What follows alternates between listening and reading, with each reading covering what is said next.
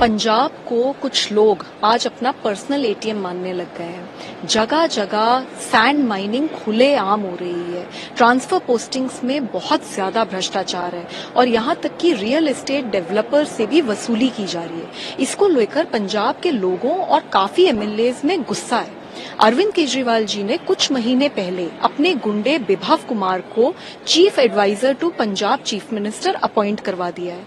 ये कई महीनों से ये गुंडा पंजाब में आखिर कर क्या रहा है?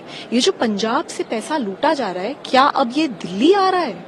अरविंद केजरीवाल जी जब से दिल्ली में हारे हैं तब से शायद उन्होंने पंजाब की तरफ रुख करने की प्लानिंग करी है, अपनी जो राजनीति है उसको जिंदा रखने के लिए। अरविंद केजरीवाल जी ने बहुत अर्जेंटली एक पंजाब के सारे एमएलएज की मीटिंग भी बुलाई है, क्योंकि पंजाब के एमएलएज में इस बात को लेकर कि अरविंद केजरीवाल जी कहीं पंजाब तो नहीं आ रहे, काफी गुस्सा भी है, काफी नाराजगी भी है और काफी अनरेस्ट भी है। तो ये जो मीटिंग हो रही है, इसमें मैं बस अरविंद केजरीवाल जी से यही पूछना चाहती हूँ कि वो जो पंजाब ने उनको इतना बड़ा मैंडेट दिया, पंजाब ने उनको इतना बड़ा आशीर्वाद दिया, आज तक पंजाब के लिए उन्होंने करा क्या है? आज की स्थिति अभी ऐसी हो रखी है पंजाब की कि कभी भी कुछ भी हो सकता है। तो अरविंद केजरीवाल जी को बस इतना कहना चाहूंगी कि सुधर जाओ, नहीं तो दिल्ली की तरह पंजाब की जनता भी सुधार देगी। पंजाब के आम आदमी पार्टी के नेता का कहना है कि सब कुछ ठीक है, सिर्फ नॉर्मल एक कर्फ्यू मीटिंग, तो उस पर क्या कहेंगे? ये तो मुझे लगता है कि पूरे देश को समझ आ रहा है कि जितनी अर्जेंटली ये मीटिंग करी जा रही है और जिस स्थिति में हम हैं, तो कुछ ठीक तो कहीं से भी नहीं है।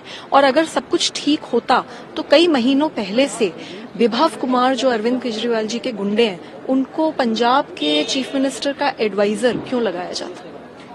दिल्ली इलेक्शन के बाद ये पंजाब के नेता अरविंद केजरीवाल इनसे मीटिंग करें तो क्या कहेंगे इस पर कि इनकी मीटिंग्स हो रही है, अरविंद केजरीवाल जो लगातार इसमें इंटरेस्ट करते हैं? पंजाब के एमएलएज को लेकर काफी उनको इस बात को लेकर काफी कंफ्यूजन, काफी अनरेस्ट और काफी नाराजगी है कि कहीं अरविंद केजरीवाल जी अब दिल्ली से हार गए हैं तो कहीं पंजाब की ओर रुख तो नहीं कर रहे हैं। मेरे हिसाब से आतिशी मार्लेना जी को शर्म आनी चाहिए। पूरी की पूरी पार्टी बुरी तरीके से हार गई है। सिर्फ 22 सीटें आई हैं और अरविंद केजरीवाल जी, मनीष सिसोदिया जी, सारे के सारे दिग्गज लीडर्स हार चुके हैं। ऐसे में आतिशी मार्लेना जी ने ना सिर्फ इस हार के बाद एक रोड शो निकाला सेलिब्रेट करने के लिए, उन्होंने उस रोड शो में डांस भी करा। तो ये विजुअल्स बहुत चौंका देने वाले हैं। और आतिशी जी क्या सेलिब्रेट करना चाह रही हैं? पूरी की पूरी पार्टी की इतनी बुरी तरीके से हार को वो सेलिब्रेट करना चाह रही है। तो मुझे लगता है आतिशी जी को शर्म आनी चाहिए और सत्ता का इतना भी लालच नहीं होना चाहिए कि इंसान इंसानियत ही भूल जाए। जिस तरीके से प्रधानमंत्री ने कल एक भाषण दिया और उसमें उन्होंने कहा कि सीएजी रिपोर्ट जो है फर्स्ट कैबिनेट में टेबल की जाएगी, इन तमाम वादों को आप कैसे देख रहे हैं? क्या चाहते हैं? सीएजी की रिपोर्ट 2016 से दिल्ली सरकार ने विधानसभा में टेबल नहीं करी है, जबकि हर साल जब जब सीएजी की रिपोर्ट बनती है इसको टेबल करना अनिवार्य होता है। जो लोग जन लोकपाल लाने के लिए सत्ता में आए, आज वो लोग जो ऑलरेडी प्रेसिडेंट्स हैं, जो ऑलरेडी कानून हैं, उन तक को इम्प्लीमेंट नहीं कर रहे। 2016 से अगर सीएजी की रिपोर्ट विधानसभा में डाली नहीं है तो सरकार की अकाउंटेबिलिटी कैसे फिक्स होगी? कौन जवाबदेही तय करेगा सरकार की? कितनी शर्म की बात है। तो सीएजी की रिपोर्ट बिल्कुल तुरंत विधानसभा में टेबल होनी चाहिए और उसके ऊपर सख्त से सख्त, कड़ी से कड़ी कार्यवाही होनी चाहिए। आम आदमी पार्टी की इस हार को आप कैसे देखते हैं? कौन से मुद्दे हैं, क्योंकि 62 से सीधा 22, तो कौन कौन से मुद्दे हैं जिस पर आपको लगता है कि पार्टी को हार का सामना करना पड़ेगा? मैं ये मानती हूँ कि इतिहास गवाह है, जब जब किसी नारी पर वार हुआ है तो भगवान ने सामने आकर दंड दिया है। तो ऐसा तो हुआ ही है। लोगों के अंदर बहुत गुस्सा है, जो मेरे साथ हुआ उसको लेकर भी, और लोगों के अंदर एक बहुत पीस है, क्योंकि एक बहुत बड़े सपने के साथ हम लोगों ने वोट मांगी थी और आज वो सपना पूरी तरीके से चूर चूर हो गया। आप दिल्ली में कहीं पे भी चली जाइए, किसी भी इलाके में चले जाइए, सड़कें बुरी तरीके से टूटी पड़ी हैं, नालियां ओवरफ्लो कर रही हैं, कूड़ेदान बन गई है पूरी दिल्ली, अलग अलग जगहों पे कूड़ा पड़ा है, सड़कों पे कूड़ा पड़ा है, पानी गंदा सड़ा हुआ काला बदबूदार लोगों के घरों में आ रहा है, यमुना नदी दूषित हो रखी है इतनी ज्यादा, और एयर पोल्यूशन की तो इतनी चरम सीमा है कि आपकी मेरी और हम सबकी जिंदगी 12 साल घट चुकी है सिर्फ और सिर्फ दिल्ली सरकार की नाकामी की वजह से।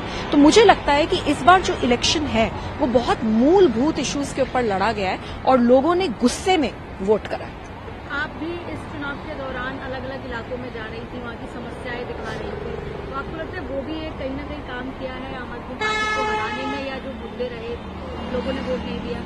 मैं एक मेंबर ऑफ पार्लियामेंट हूं और मैं ये मानती हूं कि चाहे वो मेंबर ऑफ पार्लियामेंट हो, चाहे मेंबर ऑफ लेजिस्लेटिव असेंबली हो, चाहे वो काउंसलर हो, जो भी पब्लिक रिप्रेजेंटेटिव है उनकी जिम्मेदारी बनती है कि अपने एयर कंडीशन घरों और दफ्तरों से निकलकर उनको जनता के बीच में जाना चाहिए और जनता की समस्याओं को उजागर करके जनता की मदद करनी चाहिए।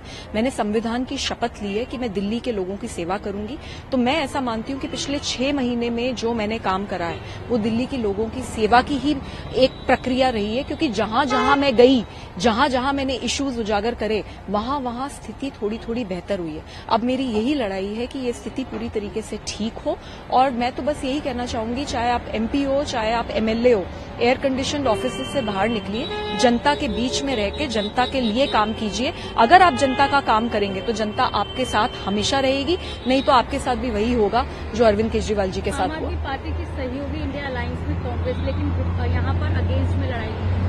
आपको लगता है कि वोट काटने का काम कांग्रेस ने किया है और इंडिया अलायंस का क्या फ्यूचर रह सकता है आपको? अरविंद केजरीवाल जी की जो पॉलिटिक्स है वो बड़ी पॉलिटिकल कन्वीनियंस की पॉलिटिक्स है, वो कोई विचारधारा की पॉलिटिक्स नहीं है। जब अरविंद केजरीवाल जी को कांग्रेस पे प्यार आता है तो वो साथ हो जाते हैं, जब अरविंद केजरीवाल जी को राहुल गांधी से खुंदक होती है, गुस्सा आता है, तो वो हम सब पे एक प्रेशर बनाते हैं कि राहुल गांधी के खिलाफ स्टेटमेंट्स दो और लड़ाई करो।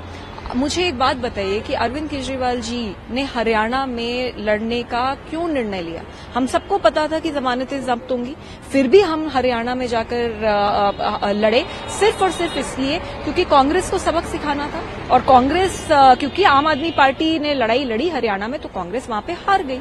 अब कांग्रेस ने भी दिल्ली में वही करा, कांग्रेस दिल्ली में लड़ी और उसकी वजह से भी आम आदमी पार्टी को चोट पहुंची। तो मुझे समझ नहीं आता, अरविंद केजरीवाल जी जब खुद हरियाणा जाते हैं तब तो शेर हो जाते हैं और जब कांग्रेस इधर आती है तो वो एक रोंदू बच्चे की तरह व्यवहार करते हैं। तो मुझे ऐसा लगता है कि बदले की भावना से राजनीति नहीं होनी चाहिए, राजनीति बहुत सोच समझ के एक विचारधारा के साथ होनी चाहिए। एक आखिरी सवाल, जो लोग ये कहते हैं कि आप आम आदमी पार्टी की सांसद हैं और उन्हीं पर सवाल उठाती हैं, इसको लेकर क्या कहेंगे? आप पार्टी छोड़ नहीं देते, उनको क्या जवाब देंगे? मैं क्यों पार्टी छोड़ूं?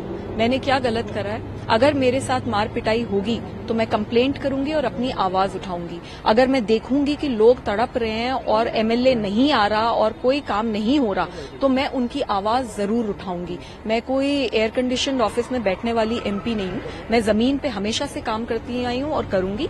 और मेरी पार्टी कोई 2 लोगों की जागीर नहीं है, अरविंद केजरीवाल जी की जागीर नहीं है। ये पार्टी मेरे भी खून और पसीने से बनी है। 2006 से लेके अब तक मैंने जमीन पे संघर्ष करा है और इसलिए मैं एमपी बनी हूं। तो मैं क्यों पार्टी छोड़ूं? जिसने पिटवाया है, जिसने गलत करा है, जिसने अत्याचार करा है और जिसने जनता के काम नहीं करे, उनको पार्टी छोड़नी चाहिए।